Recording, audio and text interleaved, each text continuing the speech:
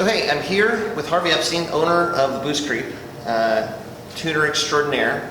And what we're going to do for you today to start is we've got a beautiful 2002 that we're going to put on the dyno and just get a couple baseline runs. Yeah. And then we're going to kind of go through some of the details as far as what information you can collect when you actually put your car on the dyno. Make it worth your time for coming out here. Yeah, we want you guys to think of this as an intro to dynos. Not really an intro to dyno tuning or tuning yet, but really what do you after when you go to a dyno? What do you want to see on the sheet? And what are some things you can see that you didn't think that you wanted to see? Or what are some things that are meaningful that you didn't know the dyno could collect? So I think it's going to be a great day. Yeah. All right, let's get started. All right. Oh yeah, let me close the hood again. So let's just move the Barbie just a touch.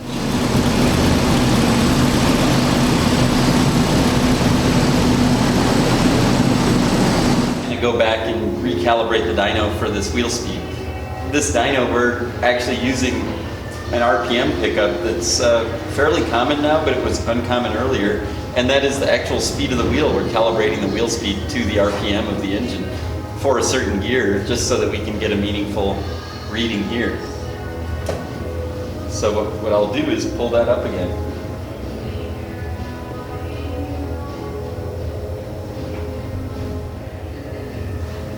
So here we have a sheet. This is what engine dynos look more like. They typically put out a string of numbers that we can look at. Here we have tractive effort at the tire. So even though we've calculated the torque back here, we can see through gearing that we're actually producing over 600 pounds of effort at the pad of the tire. That's pretty cool. But this is the actual meaningful number here, 74.93. That's the gear ratio. That basically for the gear that we're using, I believe it was fourth gear, is the closest to 1-to-1, which is common to use for dynos. And it's also the gear ratio in RPMs per mile per hour. So it's 74 RPM per mile per hour in that gear. You're getting that based off of the speed of the rollers and the RPM of the engine? Yeah. And it looks like we recalculated it to get it more accurately, and we ended up at 82.55 by the end of our pulls, because our data log was showing a 7,000 RPM rev limit, and we were seeing it stop there. So by calibrating it over and over, we get closer and closer to what the actual red line number is. Yeah. All right, so let's see if this car, we'll let it warm up for a few minutes and see if it does the same as it did last time. I like it. Let's see what it did last time. 160.5. Oh, here we'll talk about correction factor for a moment. So right now the dyno, I most recently dynoed a charger with a Pro Charger on it. It was an 06. So with those, what we use is a correction factor of 15%, which is typically what I do is I cut the correction factor in half. If I were to go back to this vacuum reading, for instance, and we were to use an absolute reference of just inches of mercury, you would see that right now in this room, it's a pretty high pressure day. We're at 5,000 feet above sea level. We've got 24.7 inches of mercury in this room. I have a weather station there. It says that it's 49 degrees, I'm a little chilly, and 21% humidity. So what we can do is we can actually go into this dyno and turn on atmospheric corrections if we wanted to. The reason I don't use that is the same reason NHRA doesn't use full atmospheric correction. What we find is with supercharged vehicles, we run into problems measuring them. So I typically use about half of that for supercharged vehicles, and then the full correction, which is typically about 25% of this altitude for normally aspirated vehicles. So let's see, we've got 21% humidity, 49 degrees, and then you can see it's 24.7 there. And then my inlet temp is, right now it's just sitting in the box, but I can't put it under the hood. But we can see it calculates to 25% correction factor. So that's typically what I also use, so I'll put that in here. So it's exactly the same as the other day. It's extra correction. You can see I have the normal correction turned off because I don't use the weather station data. So there we go. We're at the same correction factor we were last time that this sheet was there. And you can see that this dyno sheet instantly changes when I use that. So just now it was 15%, and now it's 25%. This is the same pull 2 times. One time with 15% at 160, one time at 25%, and that gives us 174.5 for the raw numbers. I can also show you this dyno sheet in a third form, and that's a completely uncorrected raw number. If I go 1.00, we end up with what this car really made at this altitude, which was 139.6. These are all the same dyno sheet with different correction factors. So just know what your correction factor is when you're working with a dyno tuner. And that way it's easier to compare not just with the same dyno, but with other dynos that are using different correction factors. It can kind of be something that helps you say, hey, why does my car read 500 on this dyno and 400 across town on the same dyno? It may just be a correction factor difference.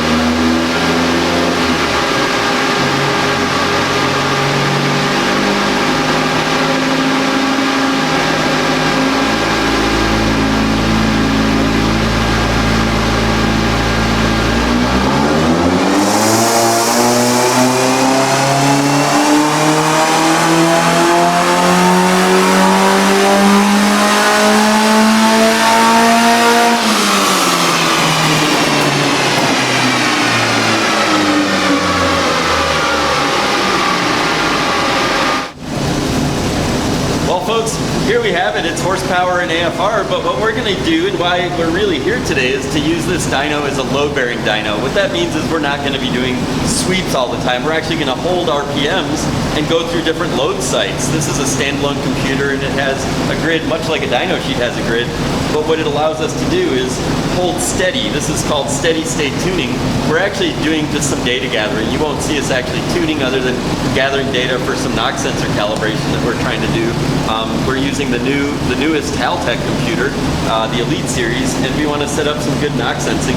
So we're just going to gather some engine noise data when we know it's not knocking. So follow along as we do that. We'll be on this screen and you'll be able to see the road speed as we hold the different speeds, and then the effort as we hold different loads. So check this out. Pretty cool.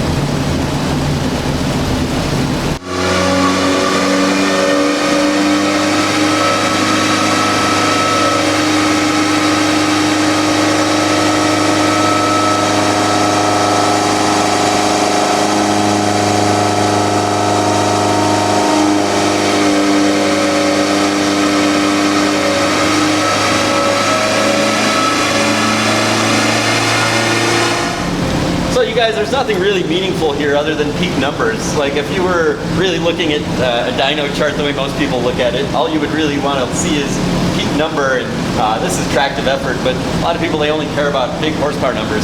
But if you were watching what we were doing, we were carefully holding different speeds of engine and applying load while we hold that so that we could get into different areas of the mapping of this car.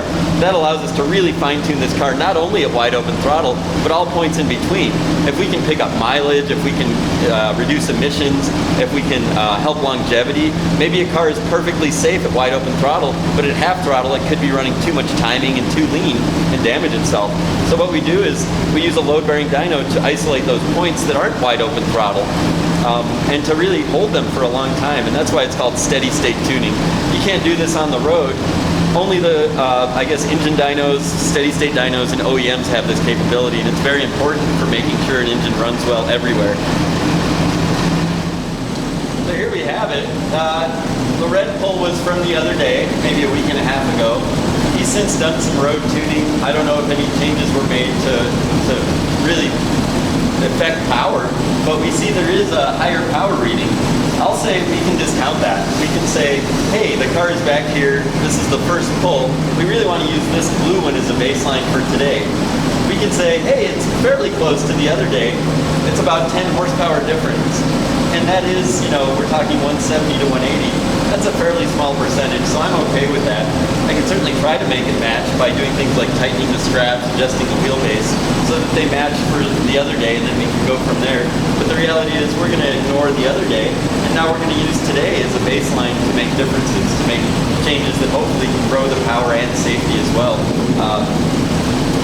So I think the first thing that we want to go over is this is horsepower and torque, but for those of us who are actually tuning cars, it's not the most important thing. Some of the more important things that we look at on the dyno are things like the high-speed air-fuel ratio reading.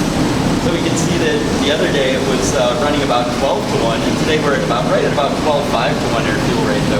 This is the same wideband, and that certainly won't change its readings day to day. We're reading at the tailpipe in both cases.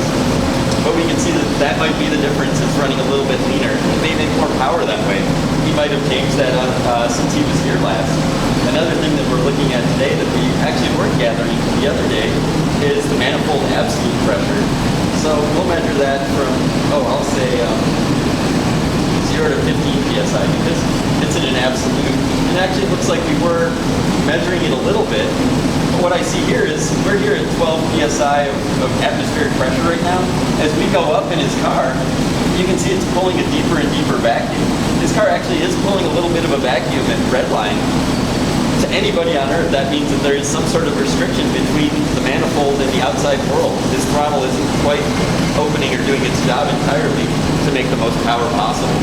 That's something we can look at as calibrators, and it's very good data that you typically don't get when you just look at horsepower and torque on your dyno sheet. So here you have some other data that we can look at with this. Another thing we can look at is we can actually look at miles per hour. So we can look at, we were in third gear, how fast does this car go in third gear? We have a scale to miles per hour here. We got 10, 20, 30, 40, 50, 60. And you can see third gear I started at about 2,000 RPMs. That was about 30 miles an hour. 7,000 RPMs, we're at about 87.5 miles an hour. So that's some really good data we can put forth. Another piece of data that you typically don't see people talk about is tractive effort. So let's see what the actual pad of the tire, and this is actually measured directly, was doing. We can say in third gear, the engine torque is multiplied through gearing and through differentials and tire sizes to produce almost 1,000 pounds of pushing force. That's why we can push this 20-something 100-pound car forward with just a 300 or 200 pound-feet of torque engine, is through multiplication by gear. So really what we look at here is a lot of data that you typically don't see on a dyno sheet. Pretty interesting stuff. I like it.